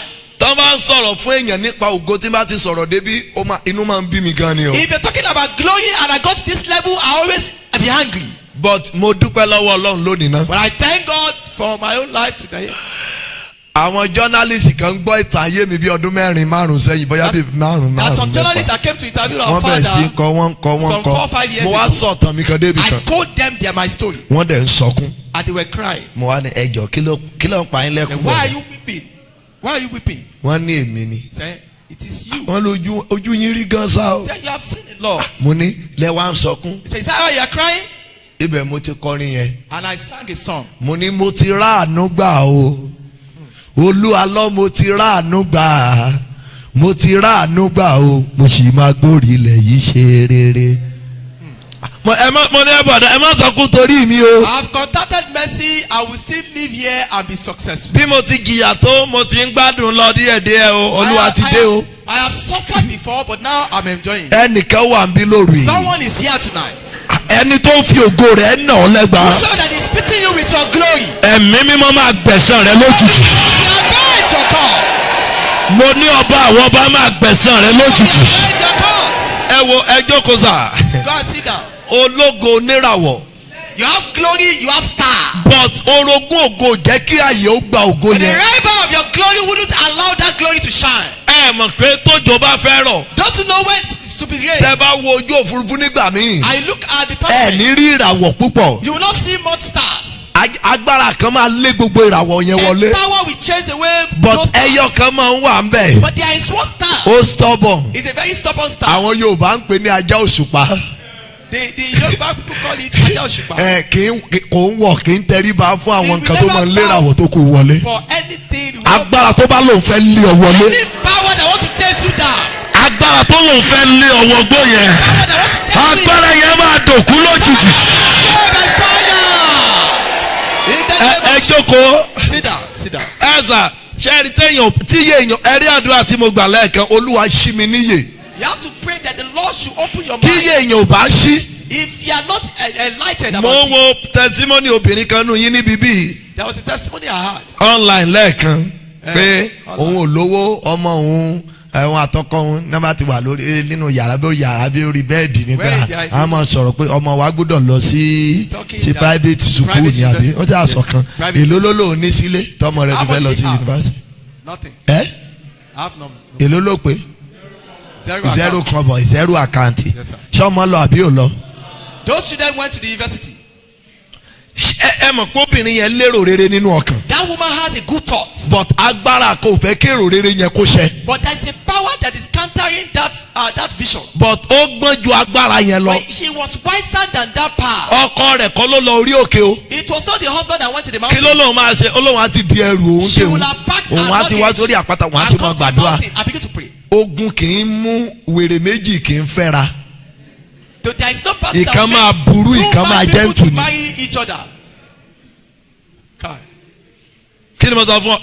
sórí tí wàá tọkọ rẹ tẹ́ ẹ bá jọ tutù bákan náà wọ́n gẹ̀ẹ́tì yín tán. If you are bàbá gẹ̀ẹ́tì ìdílé yẹn ọlọ́run ló ní kóbìnrin yẹn kọ́pọlọ rẹ̀ kó pé he's too gentle. bọ̀ lónìí ó lè má jẹ́ kóbìnrin yẹn ló ṣiṣẹ́ owó yẹn but iṣẹ́ tó ṣe nínú ẹ̀mí ó ju iṣẹ́ owó lọ. It might not be the woman that is working, but he's still working spiritually. ó fi àdúrà ó fi tì lẹ́yìn. She backed up but with prayer. dadi mọ́mì ní tiwọn wọ́n hanrun ẹ̀yin náà ẹ̀ hanrun àǹtí mi kan sọ mi ó ní prophet ó ní mo dé sùn látàná ó ní mi ò tẹ ṣe ń jẹ ara padà tilẹ̀ fi mọ́ àmọ́ ní wọ́n ti mú yín nìyẹn. Daddy is sleeping, mommy also is sleeping. You don't know that they've gotten you. Ìgbé èèyàn sùn látàlẹ́ àná ó lóun ti ẹ̀rántí gan pé òun ti ẹ̀jí kó ń lọ tọ̀ àmọ́ ní ẹ má wọrí mo ló ti dáa fún yín. Slept from yesterday till the morning. Ìgbé èèyàn sọ̀rọ̀ odidi ní wákàtí méjìlá tí ò yíra padà 12 lọ́dẹ̀ sùn lọ bẹ́ẹ̀. You are praying, you are sleeping. Wow. Orogún rẹ ò sùn ìwọ ló ń sùn. Your rival did not sleep, you were sleeping. Ẹni tó gbógun tì ọ́ ẹ lọ wo àwọn tó máa ń ṣe rere. Go and look at those people that are successful. Ẹ lè rí àwọn ọlọ́pọlọ. You can't see the Ká wise fi ones. gbogbo òru sùn. They don't sleep overnight. Wọ́n lè sùn lọ́sàn-án. Check them. Wealthy people doesn't sleep overnight. Bọ̀tẹ́ bá rẹ́ni tó mọ tó ń ṣe. If you see those people that are Tí ò mọ serious, Ọlọ́run gan kó mọ̀ mọ̀ Ọlọ́run. even if you don't know God, Kí pírẹsidẹ́ǹtì kan sọ pé òun fẹ́ fi gbogbo òru yìí sùn. can you imagine a president sleeping overnight? Kí gọ́vnà kan sọ pé òun fẹ́ fi gbogbo òru yìí A sùn. governor will sleep from 6 to 9 to Ẹni 6. tó nílé iṣẹ́ gidi. Somebody, the CEO of company. Even though àwọn ọmọ gan tó ń ṣe yahoo yahoo kiri. Even those children that are doing yahoo yahoo. Kí náà máa ṣe báyìí. What the? Orí kọ̀ǹpútà àwọn náà máa wà báyìí. They will Ẹ be wá on sọ their pé ọ̀lẹ ni wọ́n. Ọ̀lẹ kọ́ Are they ọ̀lẹ lazy? ni. They are not. They are not. Pásọ̀ tó bá fi gbogbo òru ọjọ́ ayé ẹ̀ tó fi ń sùn wọ́n ti gẹ̀ẹ́tì ẹ̀. Pastor that is sleeping from day to night. Kóòtù lọ́ máa wọ̀ kóòtù. They've gotten you. They will just be putting on coat, not suit. There are difference between suit and coat. Ìyàtọ̀ wà láàrin coat àti suit. Is that not? Bàtà pásọ̀ I swear to God lọ́ máa sọ báyìí láṣẹ gbẹ́nu sókè bí ìgbésẹ̀ ń dùn yàn. The pastor's shoe tó will. àmì ooru yẹn máa farahàn lára ẹ̀. Because he didn't. He's sleeping. It will show in his body. Ẹ lọ wo àwọn olórin ẹ̀mí. Go and see. Ní irú òru báyìí wọ́n á máa gba mẹ́sẹ̀gì nígbà tí ò bá ti sí ariwo mọ́. When there is no noise, they will be receiving songs. Màmá Bọ́lá rẹ̀ àjọ wà ní Jerusalem níbi bí ọdún méjì kan Our sẹ́yìn. father and my brother were at Jerusalem. Màmá wa lóru. In the night. Mo fẹ́ sọ̀kalẹ̀ nínú hòtẹ́ẹ̀ yẹn kí n lọ gbàdúrà níbi omi kan tó wà lẹ́yìn ibẹ̀. Our father want to come down from the Bẹ́ẹ̀ mo hotel. ṣàdé rí màmá yẹn tó ṣe báyìí. And he saw mama that is also walking, moving around, praying around. Àti téèpù kékeré kan lọ́wọ́. With a small tape. A midget. And he's singing in it. Àwa dórí òkè Mount Carmel. And when they got to Mount Carmel. Bẹ́ẹ̀ ni màmá wòlíì ẹ̀sìká àwa ní màmá Olúwa sọ fún ọ pé ẹgbórin kan lóru àná. Ó ní bẹ́ẹ̀ ni ó wá mú kíní téèpù kékeré yẹn ó wá play rẹ̀ jáde. And mama played it. Èèyàn tó gba ẹ̀mí mímọ́ lórí òkè yẹn lọ́jọ́ tí mò ń sọ There yìí. are many people that receive. Kò dàbí ìwọ. It's not like him. Ìṣọ́ọ̀ṣì ló mọ yí kiri lọ́sàn-án tí pásọ̀ kan bá ti kọrin kan ó tún rọra sáré kọ́lẹ̀ kúrẹ́kúrẹ́kúrẹ́ ọba ti dọjọ́ mẹ́jọ ìní wàá lọ sí studio wàá ní all this song was composed arranged by me. Ohun tí ò jẹ́ kí CD rẹ̀ wọ́n tà náà nìyẹn nítorí pé o ti tún parọ́ mọ́lúwa ń bẹ̀. Many of the songs you are receiving is from a pastor, not your composition. Ìwọ nígbà ìwọ náà bá dé ẹ̀ka àwọn yín méjèèjì sókè o. Bàbá Ọláòjó pé àdúrà kan o ti kọ́lẹ̀ kúrẹ́kúrẹ́ ìwọ náà wá dé ṣọ́ọ̀ṣì yín ó dẹ̀ fi gbogbo òru sùn ní tiẹ̀. Bàbá Ilésanmí pe tiẹ̀ ìwọ náà kọ́lẹ̀ èmi náà pe tèmi o kọ́lẹ̀ kò sí ẹ̀ṣẹ̀ pé o kọ́lẹ̀ bọ̀ǹgbọ̀ bàbá dé ṣọ́ọ̀ṣì ẹ jẹ́ kí gbogbo ọjọ́ wà ní dídì o. Olúwa sọ mi pé ká pe àdúrà mẹ́ta yìí èmi lolúwa sọ fún ẹ díjú yín dáadáa o ẹ yára dáadáa o ẹ porúkọ Jésù wá tún yín báyìí. Many of the prayers you are writing down is what you are giving them in your church, not the inspirational one that you can see from the Lord. Olúwa Lord. dìde ẹ̀san lójijì ẹ pé Jésù bólúwa ṣe gbàdúrà yẹn ni kẹ́ ṣe gbà ó. As the routine, that's what you want to call wàá it. rí i pé ò ní lè flow You will not be able to flow spiritually nítorí because pé o ti miss ibi tó yẹ kó o ti gbà. it is a copyright. Nígbà tó kọ́lẹ̀ yẹn nǹkan kan ló yẹ kó o lọ ṣe ó yẹ kó o tún lọ fàdúrà tí. You need to pray Nínú extra. àdúrà yẹn wàá gbà jù bẹ́ẹ̀ lọ sí. It is from your prayer you receive the Káwọn yẹn inspiration. kan tó gba mẹ́sẹ̀gì wọ́n wá ojú Olúwa. Before those people receive the message, they went to seek the face of God. Ìwọ náà tún gbọ́ ti àwọn ẹlòmíì kì í fẹ́ kẹ́kọ̀ọ́ lára ẹlòmíràn kó Some people tiẹ̀. would not want to learn from another person. You need to learn and pray to God. So wàá fi gbogbo òru wàá dẹ̀ fi sùn. You will not sleep overnight. Wàá tún fi gbogbo ọ̀sán ẹjọ́ ló tún fi rò. In the afternoon, you'll be talking. Orogún rẹ kò dẹ̀ lè sọ̀rọ̀ púpọ̀. And your rival cannot talk too much. Ohun tó mú dání ẹni tágẹ́ẹ̀tì ẹ̀. It is that gift in your hand that want to destroy. Ohun tá a máa rò ní pé bí ó ṣe pa ọ́. And they are looking at going to bí ó ṣe dá ìran yẹn dúró. how it's going to stop your vision. ọgbọ́n tí orogún ògo rẹ̀ ń lò. Every work of your ẹ̀mí mímọ́ máa gbọ́gbọ́n yẹn kúrò lọ́wọ́ ẹ̀ lónìí. that wisdom be destroyed in his mo hand. ní orogún rẹ̀. That's your rival. owó tó ń lò ní ọ lórí. That power is using over you. ipò tó ń lò ní ọ lórí. That position is using over you. ẹ̀bùn tó ń lò ní ọ lórí. Gift is using over you. ẹ̀mí mímọ́ máa gbà kúrò lọ́wọ́ ẹ̀. Take it from me now. ẹjọ́ kan Sit down. orogún yín ò dúró. Your rival is not stopping. ẹ̀yin ló dúró mọ́ mi. You are the one that stop. àwọn tó gbógun ti ọmọ rẹ kọ́mọ yẹn má wúlò wọn ò sí mi. Don't say that the waging war against your children are not resting. ìwọ ló sí mi. You are the one resting. ìgbà tẹ́ ẹ rí pé ó ti fẹ́ léètì lẹ́sẹ̀ wàá múra. It was when it is about to late that orogún tó gbógun ti ọmọ yẹn ti bẹ̀rẹ̀ láti ọjọ́ tó ti bí. they've started when you came out to that child. Jésù Olúwa Jesus. ọjọ́ ìbí rẹ̀ It was when he was lórogún ti dìde sí Jésù. that a rival has arose. ẹ lọ kà mo sọ fún yín bí ń jẹta I told you 2 days pọ̀tórí ẹ̀yin tẹ̀ ṣẹ̀ débi. Maybe you ọjọ́ tó bí Jésù when Jesus was born, ọjọ́ àkọ́kọ́ tó fẹ́ kọ́kọ́ lọ tá lọ́rẹ. the first thing they want to give him a gift. ọjọ́ yẹn That was when nánìkan máa lé kiri láti pa. they said if you pursue him to kill kò him. sí nínú Bíbélì o It's not in the Bible. nínú Bíbélì eléyìí tẹ́ gbé dání. Is that your Bible? but ní theology In theology, ṣe rí ẹ̀bùn tán fún Jésù. the gift they gave to àwọn Jesus, olè pàdé bàbá rẹ̀ lójú ọ̀nà àti wọ́n gba ẹ̀bùn yẹn kó lọ́wọ́ ẹ̀. the thieves kò sínú Bíbélì eléyìí tẹ́ gbé dání o. attacked the father and they collected the gifts. ṣùgbọ́n wọn ò nípa lórí Jésù àti Màríà àti Jósẹ́fù. But thank God they didn't have power over Jesus and then Mary. But ọjọ́ tí a ti bí Jésù since Jesus was ni born, orogún Jésù ti dìde. then the rival has ẹ arose. wo iye èèyàn tán pa nítorí Jésù. Now look at those people they killed. wọ́n ní because ká of máa Jesus. pa iye àwọn ọmọ òòjọ́ báyìí. They should be killing a day-old children. kán bá lè rí Jésù pa. Because good 12 years wọn ò gbúrò Jésù 12 years old they didn't hear about nítorí it orogún Jésù. because of the rival. ṣùgbọ́n lẹ́yìn rẹ̀ Because after that, Jésù jáde tú Jesus came out ní ọmọ ọdún 12 at 12 years. ẹ rí i pé ìràwọ̀ nìyẹn. Because he's a star. kò síbi tí ológo máa ń dé táyé ò tí ń dà mọ̀. There is no way a glorious child will be that they will not know him. nǹkan kan máa fi hàn gẹ́gẹ́ bí ògo. Something will prove you that you are a glorious child. but iye ológo kì í tètè ṣí. But sometimes you will not you will not wise up, you will not get it before you know it. iye rẹ̀ kì í tètè ṣí. Your wisdom will not come up. bá a ṣe gbé fún Jésù báyìí ṣíṣí tó máa ṣí Bíbélì báyìí. When Jesus will open the Bible, ó ní ẹ̀mí Olúwa Jèhófà ń bẹ ní the ara spirit mi of the Lord is upon me. torí tí ó ti fi àmì òróró rẹ̀ Because yàn mí. I cannot be- ọkùnrin yóò tiẹ̀ tí kú ó ti wà So láyé. you have not died, you are still alive. lẹ́yìn 12 years ìgbà wo lẹ tún gbúrò Jésù. After 12 years, when did ó you hear pé about 30 Jesus? years kan tó tún padà gbúrò Jésù. Ọtí lórí pé ó àti- ti ẹ̀ka Bíbélì pé ẹ̀mí Olúwa Jèhófà ń bẹ ní ara mi. dó ẹ̀yin kan sọ pé ó lọ ń prepare ara rẹ̀ ní prepare wo. ohun tí Bíbélì sọ ni wípé ẹ gbé ọmọ yìí lọ sí Íjíbítì títí Hẹ́rọ́dù fi máa kú. Just because he read that Bible, he has to go in a way. He was waiting till 30 years before he now came out. tí orogún rẹ àwọn orogún kan wà tán nídìí kan kú.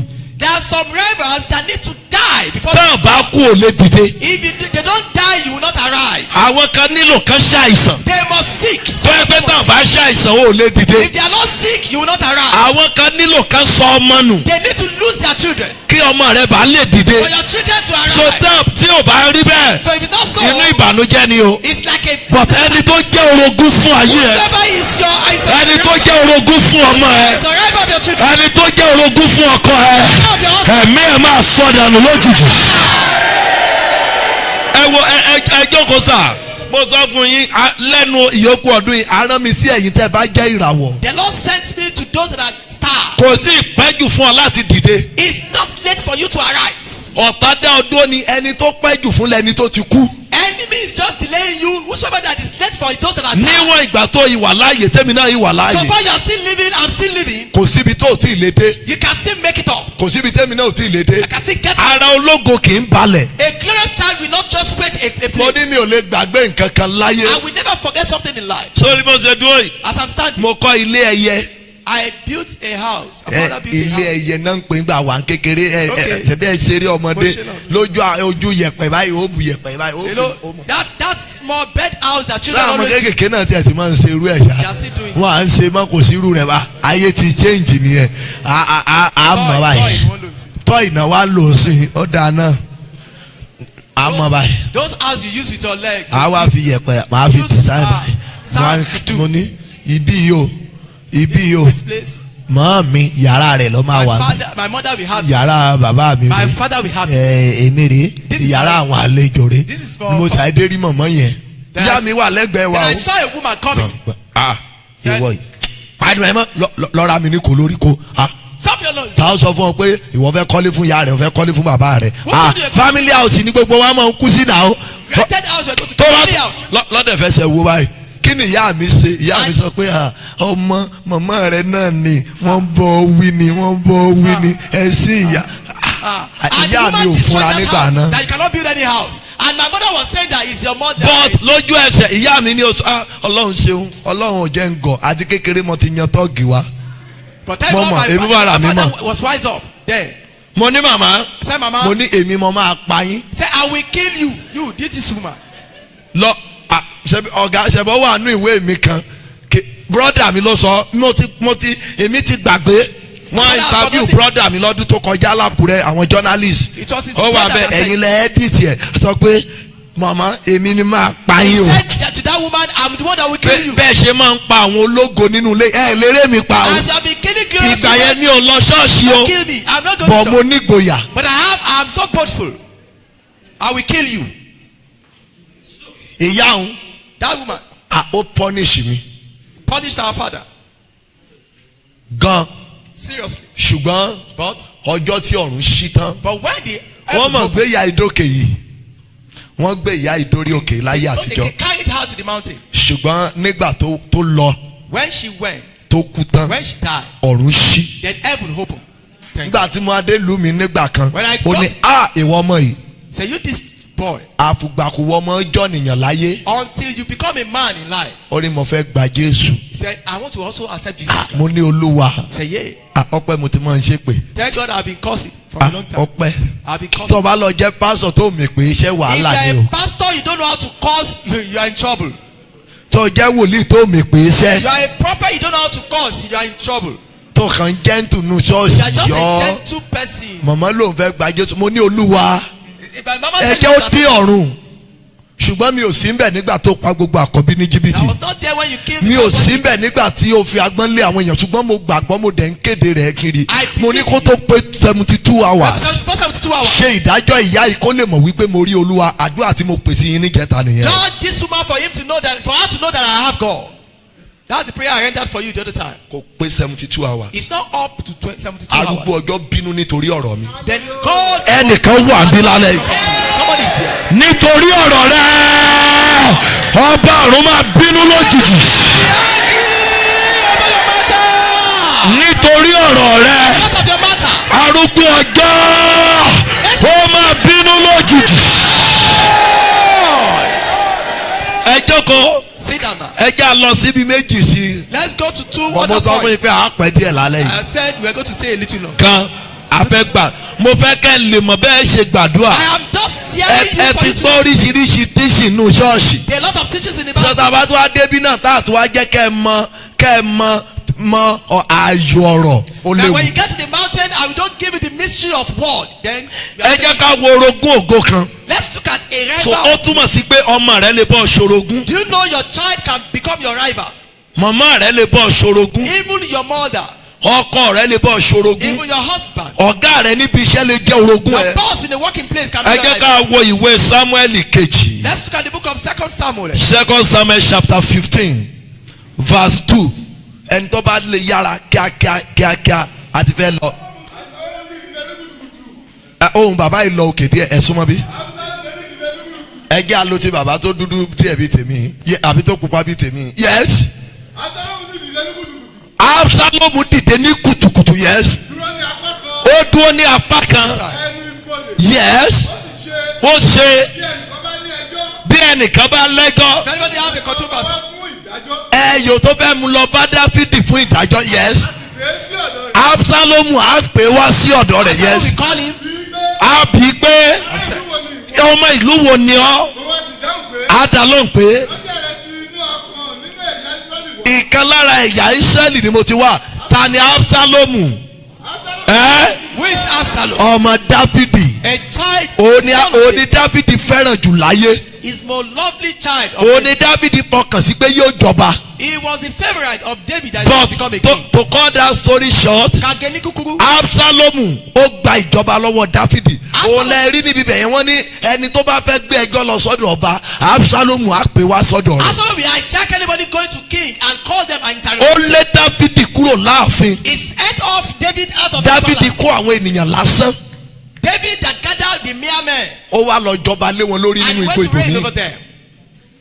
Absalomu wá ń rule. Absalom began to reign. ẹ kà díẹ̀ sísà. Read it now. Absalomu a sì wí fún pé. yes Wò ó, wo ọ̀rọ̀ rẹ sáà dára. yes Ó sì tọ́. yes Wọ́n kò sí ẹnìkan tí ọba fi àjọ fún láti yẹ ọ̀rọ̀ rẹ wò. yes Absalomu a sì wí pé.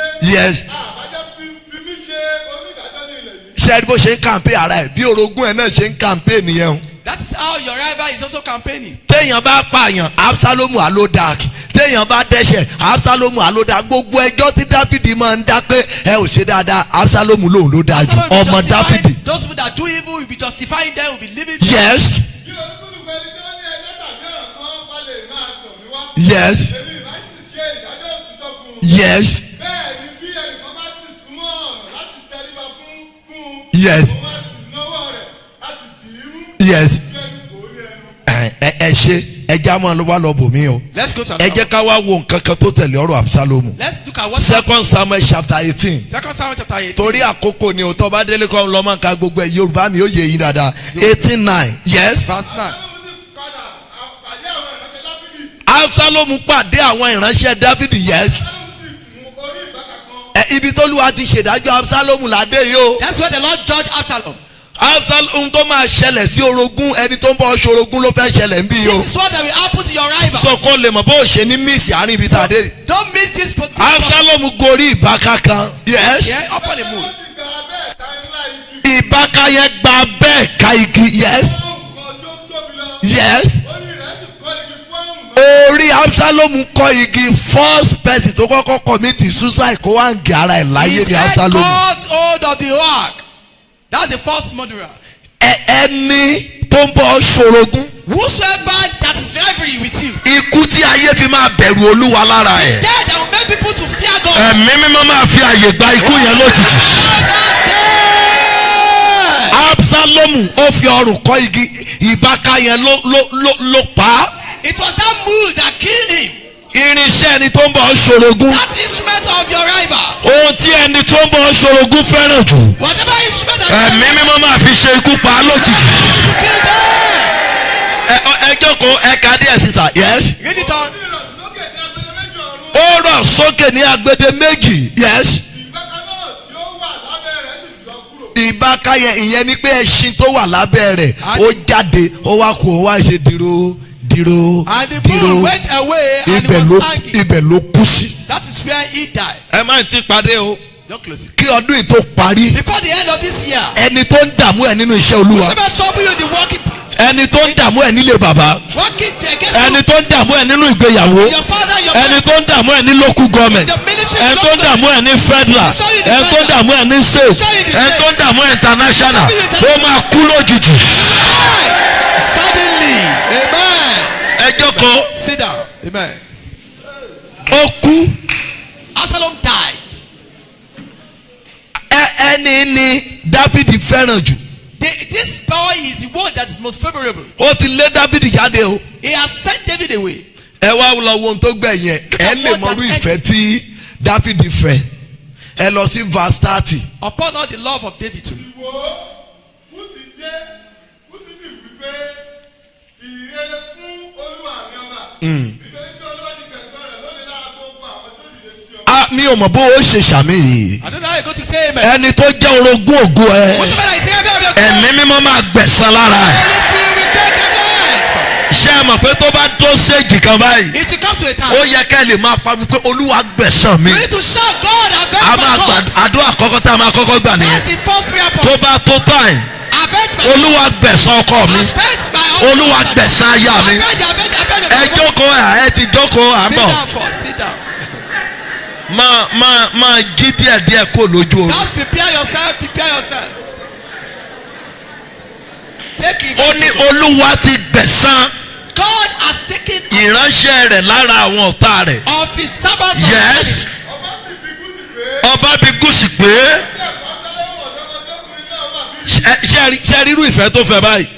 Ṣé àlàáfíà ní arákùnrin Absa ìfẹ́ nìyẹn o bí wọn náà ṣe fẹ́ orogún ògo ẹ nìyẹn. You see, David really loved his ẹni rival. tó ń ṣe ọ́ ló fẹ́ràn jù. It is person that is doing you that you love. ẹni tí ń gbógun tì ọ́ òun ló ń fún lówó owó tó ń fún yẹn òun ló túbọ̀ fi ń ṣiṣẹ́ òdìlé ọ lórí. Unknowingly, it is your enemy that you are sponsoring and he's still doing evil for you. ẹni tó ràn lọ́wọ́ yẹn ló ń ro ẹjọ́ ẹ̀ kiri. The one you are helping is one that is talking about you around. ẹni tó mú gẹ́gẹ́ bí ọ̀rẹ́ yẹn òun náà ló dúró òun ló ń lé olóore jìnnà sí ọ. It was your intimate friend that is still sending away good people from you. yes Moses sì dáhùn pé ó dàn pé bí àwọn ọ̀tá olúwa mi ọba ẹ àti gbogbo àwọn tó dìde sí ọ ẹ ní ibi yes níbi ọ̀dọ́mọdékùnrin náà. ó ànánsì ẹ ó kéde rẹ ó tún fi àwọn ọ̀tá dáfídì tó kù tó fi gégùn.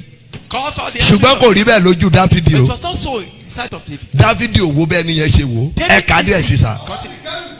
yes bíbélì pé ọba kẹ́dùn púpọ̀ King was so púpọ̀ moved. yes ó sì gòkè lọ sí ìyẹ̀wù ó gòkè lọ ìyẹ̀wò tó wà lórí òkè ibùdó. yes Somebody and ó when sọkún bẹ̀ báyìí ló wí yes my son, ọmọ mi my son, ọmọ mi Absalomu ha bá ṣe pé èmi ni ó kú ní ìlú rẹ. ìbáṣe ẹ worú ìfẹ́ tó fẹ́ ẹni tó lé kúrò láàfin can just ìbáṣe pé èmi ni mo kú ní ipò rẹ If I yes have died.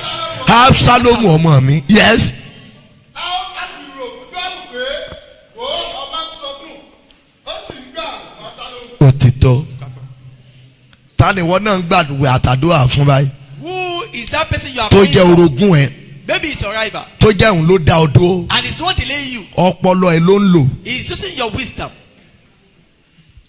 ìwọ ni ẹ́ńjì tó wà nínú mọ́tò ẹ You are the engine. You are the one that is helping. ìwọ ló dẹ̀ ń fi ayé dà láàmú And the person is troubling you. àkókò rẹ rèé o. This is time you need to avenge. nígbà kan mo ní kọ́gá kan wá láti Dubai láyé àtijọ́ There's somebody that said you should come from Dubai tó bá ti lálàá when he a dream.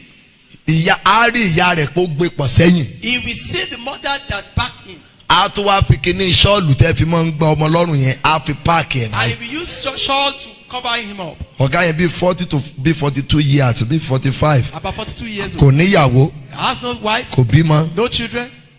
njọ́ tó bá ti lérò pé òun fẹ́ ṣe rere Whenever he has a thought to do ìjọ yẹn ló good, máa lálàá yẹn pé mọ̀mọ́ yẹn gbé òun sẹ́yìn ó tún fi ìgbàjá ó fi wé òun lọ́nà ọ̀run if he have ó fi wé òun lọ́rùn. he have a dream that the mother backed him up and cover him up. ohun tó yẹ kó ṣe fún ara rẹ̀ á ṣe fún màmá So whatever ohun he's tó yẹ kó supposed to ṣe fún ìyàwó màmá ni ó ṣe do for fún. himself, he'll be doing it for the mother.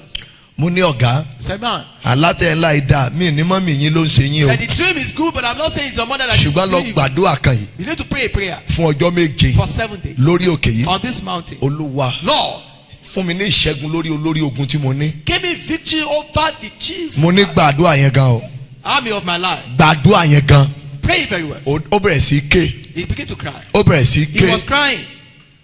mọ̀mọ́ fún ara rẹ̀ ló pe pé gbọ́ bùọ̀dá It was the mother that called her in. tó bá by- fẹ́ yàwó mi ò ní lè rójú rẹ̀ ńlẹ̀ He said, if you get married, I will not be able to see you a again. fẹ́ kó o fẹ́ yàwó I don't want you to get married torí yóò pín wa níyà because it will separate us. mọ̀mọ́ gbé pamọ́ It is the mother that cover him. ó lè jẹ́ ẹbí rẹ̀ náà ló gbé ọ It pamọ́ might be your family. ẹni tó gbé ọ pamọ́ Whosoever that is covering you. orogún tó gbé ọ pamọ́ Whosoever that is covering you. ẹ̀mí rẹ̀ máa sọnù lójijì Go for it in the name of Jesus. mo lẹ́mí ẹ̀ máa sọnù lójijì Go for it in the name of Jesus.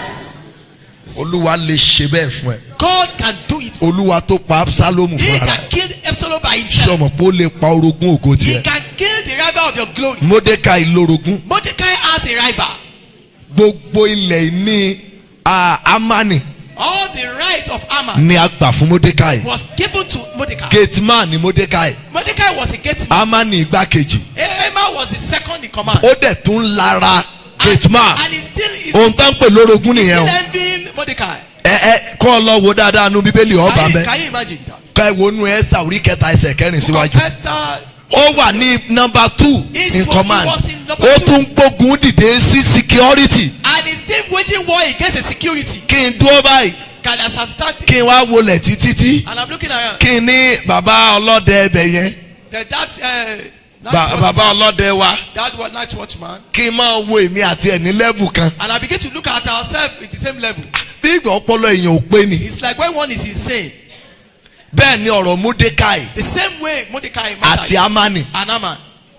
ṣùgbọ́n nígbà tí a gbé níjà But when the Lord igi takes tó sọ̀rọ̀ síta it was the Lord tó ní ká gbé ọrùn Módékáì kọ́ sí that they want to kill him. òun la gbé kọ́ sórí ẹ̀ That was where they. òun ló tún fa okùn dání He was one that took the rope. pé ká máa sọ pé kábíyèsí níwájú That they should be Módékáì praising him. ẹni tó bọ̀ ṣorogún níbi iṣẹ́ rẹ ẹni tó bọ̀ ṣorogún nílé ọkọ ẹ ó máa ṣẹ̀sí kẹ́yìn ni o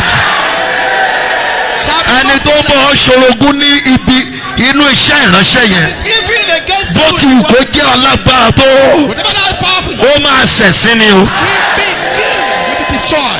Módékáì Mordecai. ó padà gba property ní ìlú àjòjì And he took property even in a strange land. ilẹ̀ ní àwọn tó ń bọ̀ ṣorogún ògo All the rights of those people that are reveling against you. lẹ́yìn àdúrà yìí After this prayer, ìwọ la máa yọ̀ǹda I rẹ̀ will fún. release it to you. àwọn tó ń bọ̀ ṣorogún tó ń bọ̀ jà lórí ohun tó mú wáyé Whosoever yẹn that is reveling against ilẹ̀ you, ìní àwọn àtàwọn ọmọ wọn their land, ìwọ la máa gba gbogbo rẹ̀ I fún. will release it to you. mo láà máa gbà fún I ọ will release it to you. bọ̀tá ló ṣiṣẹ́ agbára yìí It is the king that did this work. olúwa ló ṣiṣẹ́ It agbára was the yìí Lord that did this work. ó rọ̀ kan lóyè He stopped one, ó fi kan jọba he dethroned one, and he kí enthroned another. nìdí tó fi rọ̀ kan Why lóyè did he dethrone one? Módékáì dá ọlọ́run mọ̀ It is because Mordecai ẹ̀yin knew ìràwọ̀ tẹ́ wà ń bí lónìí those stars that are here. ìṣẹ̀lẹ̀ tó máa ṣẹlẹ̀ tẹ́ ó fi mọ ọlọ́run That miracle that will happen that make you to know God. olúwa máa fi àyè gba ìṣẹ̀lẹ̀ We náà allow it. mo lólúwa máa fi àyè gba ìṣẹ̀lẹ̀ náà Allow it in your life. ṣé ń pé kólúwa bá jà lójú ènìyàn When the Lord fight before one, wàá sọ pé kò sí ẹlòmíràn you lẹ́yìn will rẹ̀ say there is no other ọba person. yẹn ó ní mo wo gbogbo ayé And look at the whole ó world. ní kò sí ọlọ́run There is no other God. bí kò ṣe ní Ísírẹ́lì But in Israel, nítorí pé olúwa gbé àwọn àyànfẹ́ níjà because the Lord avenged the cause of wọ́n bá àwọn ebéèrú ṣorogún dé inú iná they were living with Hebrew. wọ́n bá wọn ṣorogún dé inú iná The founding fathers. ṣùgbọ́n lẹ́yìn inú iná yẹn But after that fiery wọ́n furnace, padà sọ̀míìtì fún they ọlọ́run wọn submit to that. mo lè pe ìṣẹ̀lẹ̀ tẹ́ ń là kọjá nínú iná I may call that your situation that is the fiery but furnace. ọlọ́run jáde sí àwọn ọmọ ebéèrú But nínú the iná Lord arise and show himself to the people. ọlọ́run yẹn náà ló rán mi sí yín The lóru Lord yìí is sending me to you.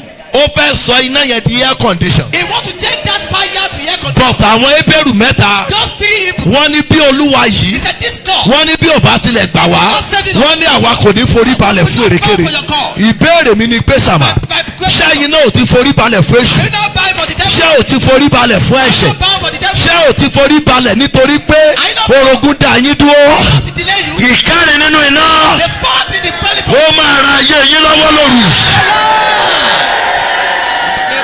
tí ẹ bá dúró ti olúwa If you can stand with the Lord, yóò gbà yín He will save you yóò dẹ̀ jà fún yín and will fight for you. tí ò bá ti ṣe rí mi ò ní lè sọ fún If He yín has not done it, I will not tell you. ó ti jà fún mi rí He has fought for me ó dẹ̀ ti wà lójú ìjà and He's still working. ó lè jà fún wọn He náà can fight for you. ó lè jà fún ọmọ He ẹ̀ can náà fight for children. ohun tó nílò ni pé gbà bí olúwa What you need to take Him as àti your olùgbàlà rẹ and your Savior. tó bá jẹ́wọ́ rẹ̀ lólúwa If tó you can olùgbàlà confess Him, yóò ràn ọ́ lọ́wọ́ He will help you. yóò mú ọ kúrò nínú He ìṣòro will take you